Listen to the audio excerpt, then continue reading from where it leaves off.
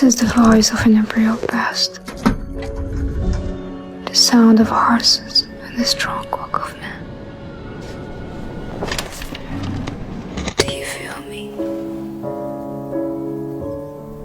This is your cultural thrill. The smell of a powerful land.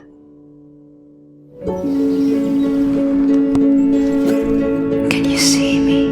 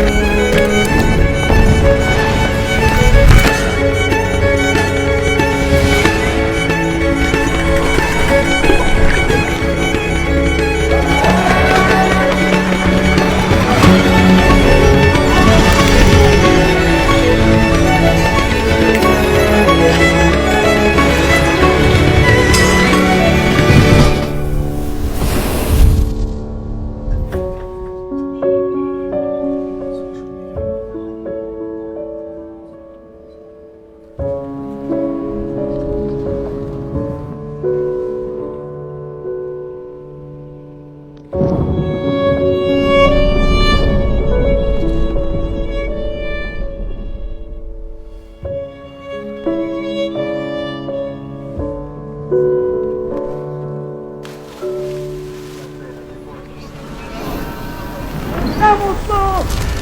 Türkiye'nin yanı!